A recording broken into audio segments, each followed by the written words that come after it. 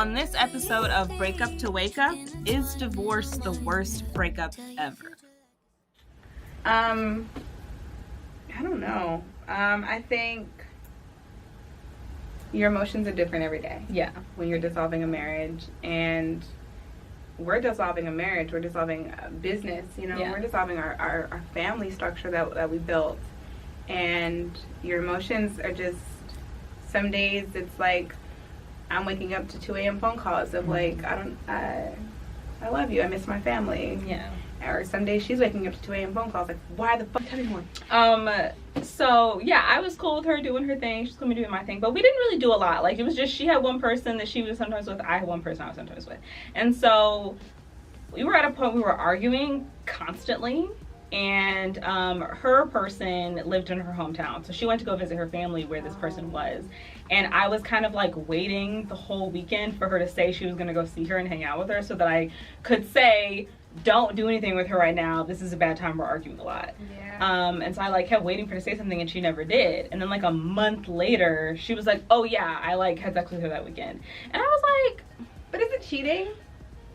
I feel like now I feel like it's cheating, because I'm like, the whole, like, cheating is a bad thing because it's breaking of the trust. Like, that was our only rule, was you just have to tell me after something happens, and I have to tell you after something happens. For you to she waited a month and then brought it up in an argument. So obviously she knew. Yeah, and I was just like, because I was like, you were on the phone with me while we were on the phone the whole weekend. So I was like, you were driving there and then weren't on the phone with me, and then like we're leaving and got back on the phone with me. Like, I thought she was going to her family's house the whole weekend. Like, at some point there was a lie in there where you went to her house and didn't say it. So I was. She came over. Yeah. Maybe she met the family. Did she meet the family? She's cool with her family. Yeah, like, she's known this girl since high school. Oh.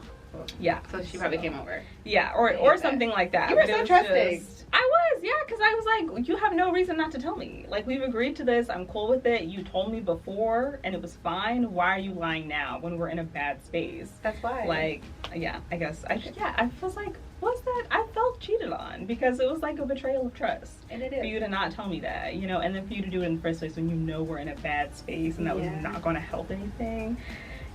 So I just feel like from that point, the trust was broken, and I just like couldn't really regain it. At that point, I'm suspicious of everything you do. Everything. I don't know if anything you say is honest or not. And it's also just like, I'm also like resentful at that point. I'm like, I'm so chill. I'm so nice. I literally let you fuck other bitches, and you can't even just tell me that you did something. You can't do that right.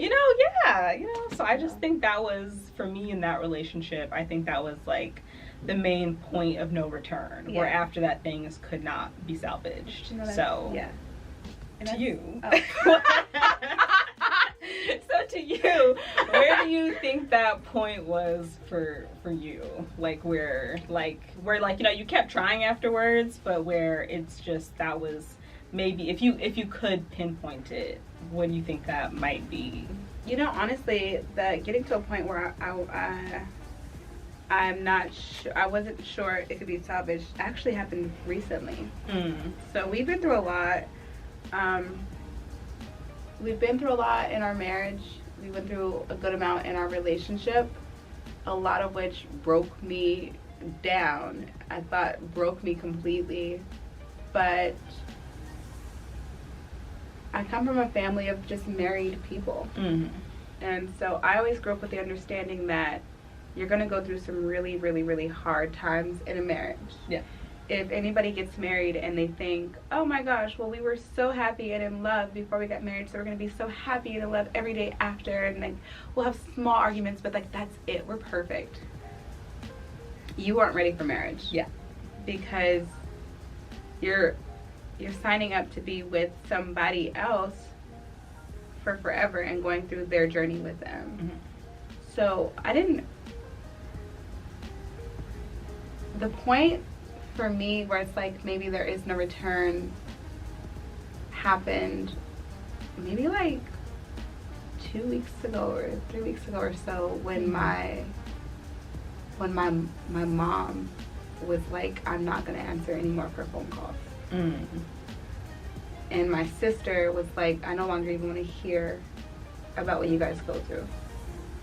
And like, when you get to that place where my family is like, they're the best. Like, you can come to them for anything. They don't hold anything against anyone.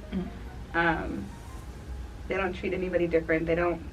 There have been people who have broke my heart, and my mama still will have lunch with them. Like, she's like, they didn't do nothing to me. Right? So, like, dang, Mom. Yeah.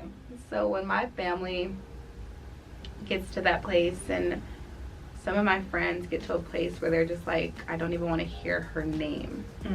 It's like,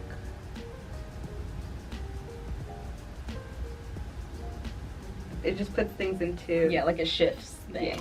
Yeah. And that, for me, like, it wasn't the cheating, it wasn't the lying, it wasn't like the stuff that like the world doesn't know. It was my family and my friends being like, okay, we're gonna go ahead and just kind of turn our back here, because my family doesn't turn their back on anyone.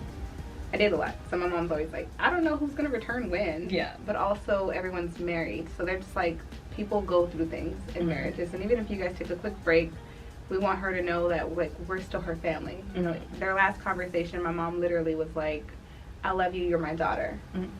So for her to just be like, I've had enough, I won't answer anymore for her. It's just like, oh. yeah, it's different. Okay. So, because sometimes, you know, the feelings of others are a lot more, like, impactful. You know, like, I think the only time I was more heartbroken than when I had my heart broken was when I had to break someone else's heart that I really cared about, you know? Yeah. So, I get that. Yeah, it's tough. I don't know if we've reached a full place of, like, no return just yet. I think divorce is messy. Breakups are messy. Yeah. They're really messy if they are a divorce. I can walk away from anybody. But it's like, you sign that paperwork with this person to be your forever spouse. And so it's a little bit different, which makes things a little bit more difficult. So I don't know if we've reached a full place of, like, not ever being able to work things out. I just know that right now where we are is, like, not right now. Yeah. My mama don't want to talk to you right now. So, like, not right now. Okay. Not right now. Okay. So there is kind of, like, you know, maybe like a twinkle. I don't know. I think your emotions are different every day. Yeah. When you're dissolving a marriage, and we're dissolving a marriage, we're dissolving a business, you know, we're dissolving our family structure that we built. And your emotions are just, some days it's like, I'm waking up to 2 a.m. phone calls of like, I love you, I miss my family. Yeah. Or some days she's waking up to 2 a.m. phone calls like, why the fuck did it take you so long to answer the phone for me? Like, I don't know. Like, what the hell is happening? Or sometimes it's like, all right, look, yeah, I don't want you. I don't fucking want you either. And then some days it's like, you want to just talk? You know? And it's like, all right. Yeah. And then some days it's like, don't fucking call me. I don't want to talk to you. Yeah. So. I totally understand. Yeah, my first girlfriend, we were on and off for like 4.5 years. Yeah, just. What'd you learn from that, though? I learned a lot. You can watch the past 4 episodes of Break Up to Wake Up. So, but I think the main thing I learned was just that, like, I think I just had a really big misunderstanding of what love was, which is especially different now with my current partner, because I think my first girlfriend was like my first kiss, my first everything, first person I had done anything with, first person I was even like really like attracted to, you know, like it was just love at first sight. Wait, I was so you've always dated girls? Yeah. That's gay. I know, nobody ever thinks that.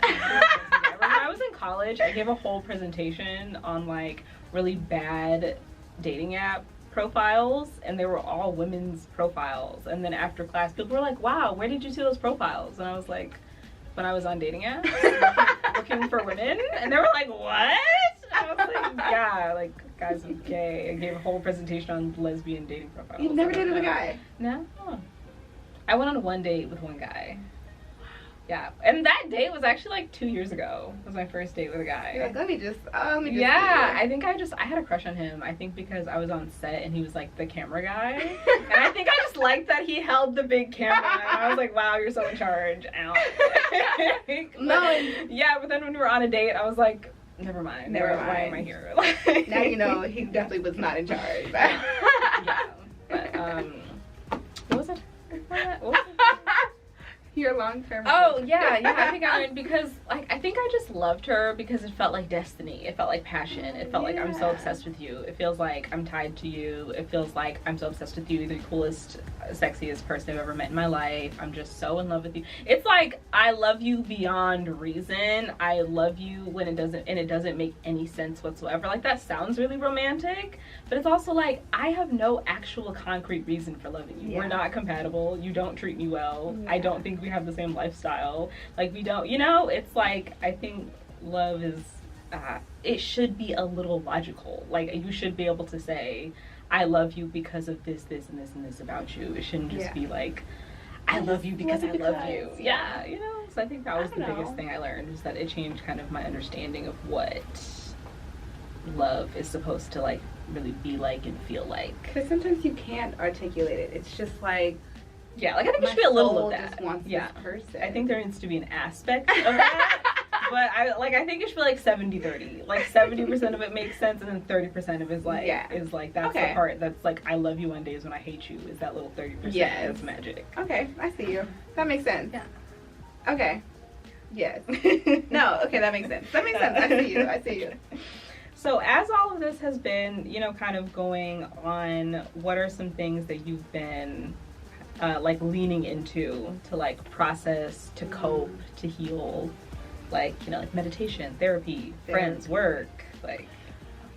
So I was only really,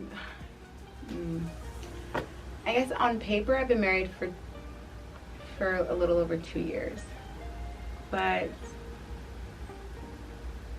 in real life, I don't feel like I've ever really gotten to be married. And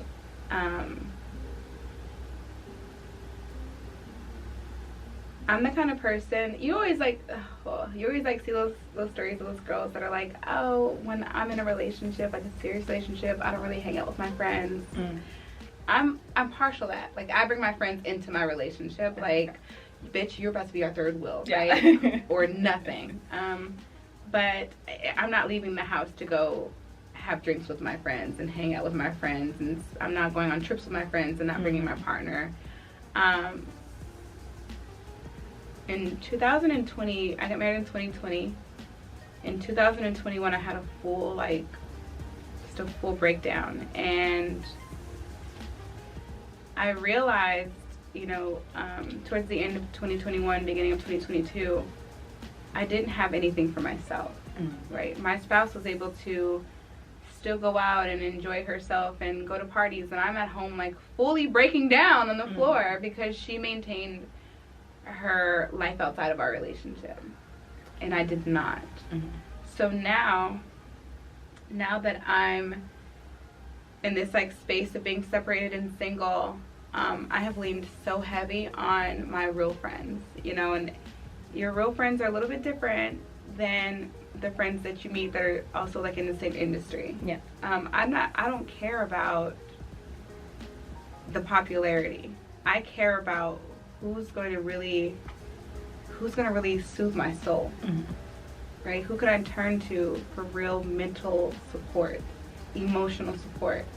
Because dissolving a marriage is difficult, and I have anxiety. I have an anxious attachment style, so I was breaking down a lot.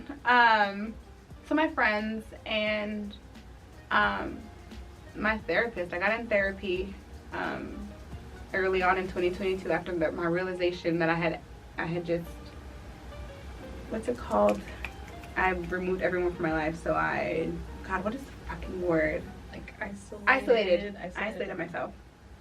So I got in therapy. So I'm in therapy, and I just see my friends more often. And for me, it really is about like also just making it a point to go outside. In my marriage, because we were always getting booked for things or we were always hosting something, I got to a place where I was only going outside if it was like beneficial in some way. I wasn't gonna pop up at anybody's club if I wasn't gonna have a section, be on the flyer, get paid to do it.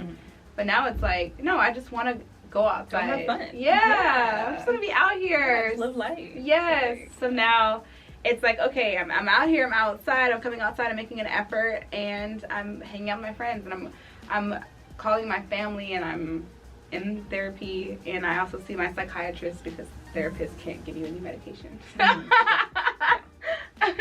And that's my thing. And also just taking a step back. I don't need to always give all of me. I don't need to put a project out all the time. I don't need to. When I was breaking down, I was putting projects out like nobody's business. I was having full mental breakdowns at the time, and I wasn't even getting out of bed outside of working. Yeah. I would literally literally leave set, literally go home. Sometimes if we had like a good day, be like, okay, let's celebrate this good day, let's have this good moment. But for the most part, I was going right back into bed. Or I was in bed before I had to get dressed to be on set somewhere. Like, I was so depressed. Sounds like functioning depression. Facts. And so now it's like, okay, do I need to be functioning? Do I need to work? Do I need to? Luckily, I've been in a position where I don't need to work. So it's like I get to kind of just have easy days and hang out with my friends. Yeah. Nice. I hope I get there one day. I'm just like a work all day and then work some more and then work some more is my life. No, there's nothing wrong with that. I've just been fortunate that this past few months I haven't had to like the daily grind or hustle culture. I don't have to leave my house. Okay. So it's like now I'm choosing to leave my house, and I'm choosing to leave my house for my mental health. Yeah. Yeah. Yeah. Oh, what was that? That like went around TikTok a lot during COVID. It was like take a hot girl walk for your mental health. It's true. It's so true. So that's where I'm at, and I love it. I'm blessed. Yes. Yes. So what has that been? What has therapy and just this process kind of like giving you right now? Oh like, God. what are you learning about yourself? This is so good. This is so good. Oh my gosh, this is the best. Oh. This is the best thing I've learned. Kid you not. Kid you not. Kid you not. Kid you not. Okay, so one of the things that I'm learning in therapy that I love is how to define your emotions. Ooh. So according to my therapist, and this is true, like now that I'm about to say this, like I really want you to think. How many words do you know that you recognize on a daily basis that will define your emotion? For most people, it's less than 10 words. Oh. So we react based off of what we know, what we can easily define, right? So sometimes I would be feeling like discouraged, but instead of saying I'm feeling discouraged, I would mentally translate that to like I'm frustrated or I'm angry. And so now outwardly that's what I'm displaying, anger. But really I'm feeling discouraged because maybe this happened and it let me down. Yeah. Maybe I'm feeling insecure. And for a lot of people, especially women, it's difficult to admit when we're feeling insecure about something, especially to our partners, because we get like chastised for our emotions, but really women handle emotions. Yeah. Wow. So instead of saying I'm feeling really, like talking to your partner, instead of saying I'm feeling really insecure, like let's say you're at a club and your partner was, I don't know, at a bar and they're supposed to be ordering you a drink, but they're talking to some girl. And you're looking at this girl and you're like, she's kind of cute. How do I look? Right? Right? Yeah. And you know that that's what you're feeling inside. But instead, because you don't want to say I'm insecure, because no bitch makes me feel insecure. Yeah. Now it's like, I'm frustrated because why the fuck am I still waiting for a drink and you're talking to this girl? So that's what you walk into a situation leading with anger. Instead of walking up to your partner and like being able to say, hey, I'm feeling a little bit insecure because you're talking to this girl and I've been waiting for a drink. Yeah. What's going on? Which could have easily been a simple, oh shit, I haven't even got the bartender's attention. Yeah. My bad, sorry. We was just talking about how this bitch can't work. Yeah. You miss all of that when you walk in angry because you aren't prepared to say I'm feeling insecure and then outwardly admit that to your partner. Yeah, I think a lot of emotions get like too simplified. So it's like someone's trying to explain to you like if all you're getting is I'm mad, but you're not getting like, are you hurt, are you frustrated, are you impatient, are you, if you're not really getting those details, it's really hard as a partner to like respond in a way that's actually going to help the situation. So, it's hard for you to communicate. Yeah. So I'm learning how to be able to comfortably define my emotions so that I can also comfortably explain them to other people. As a woman, sometimes we feel insecure when it comes to explaining our emotions because people, especially a feminine woman, because people always make especially in Atlanta. No, just in general, like people make it seem like, oh, here you are, it's always something, you're always moody, you're always this, and it's like, am I, fucker? Am I? Yeah. now I feel even more insecure. But you have to be able to define your emotion before you're able to express it. And if you haven't internally defined it to yourself, whatever outward expression you're gonna, give to your partner, it's gonna be something that's gonna be wrong or misconstrued. Yeah. It's not gonna help your communication. I'm still working with that because I surely just had an argument with my spouse earlier today when I could have just told her I'm frustrated, but I didn't. Yeah. So. It's hard. Yeah. It's a process. What do you think are some things that, in the case there is, not reconciliation and you're, moving forward to other relationships at some point, do you think that there's anything, like, is there anything you can see right now that you might, be triggered by in the future? Like, by other, like, things that you might, carry with you for a time until they're able to be, like, really processed, that might, like, trigger you really easily? Yes and no. I mean, I've never been the kind of person who's someone else does something and then I take it into a situation with me. I'm so naive. No, it's so bad. They do the same shit. But I'm I try to just clean slate people. But I think that after this, I think going forward, I know for a fact I wouldn't want to date somebody who wants to be famous. I would not be able to date somebody who cares more about what the public thinks than my comfort at home. Yeah. I'm like that. I'm taking it with me through life. Yeah. And I don't think I would be able to. I don't think I have any more like accepting anyone's lies in me. Yeah. You always hear those girls, they like see those like videos or see those memes, and it's like I got one more of this left in me, and I'm about to lose it. I don't have any more like lies in me. I don't think I can make any more excuses for why somebody just would drag me along or not be honest going forward. Like for me, I think now it's just gonna be like a hard stop, even with like small lies, because small lies turn into large lies. Yeah. If you're obsessed with being famous, I'm good. You're trying to break into like this industry or whatever, I'm good. Yeah. And you want to be like a YouTuber? Oh. I'm so good, actually. What's great? There's a girl. She's super interested. It's not me. And once I feel like you've lied to me, I think I'm just gonna have to like hard stop. I can't handle any more lies. Yeah. I'm gonna lose my shit and be on IDTV. We don't want that. So you know what I will say that I think is like a trap. I think people fall into this trap of like, I think it's good that you said you try to give everybody like a clean slate, but I think sometimes people fall into this trap of thinking like, oh, I told this person I was lied to so Never much. Never done that again. So, yeah, and then so I think people sometimes have this idea like, oh, well, I told them I've been lied to so much, so they're not gonna lie to me. And it's like, no, if that person's gonna lie to you, it's like if you tell them you got cheated on a million times and then they cheat on you, you're like, oh my god, but I told them I was already cheated. It's like, no, that doesn't really. I think people sometimes think that offers some kind of protection, and it really doesn't. Facts. Which is I'm no longer wasting my time like telling you the things that hurt me. Fuck no. I don't know. I'm an over communicator, so I probably will, but I don't want to be that person. I see those luxury chicks talking about don't give. No, I agree.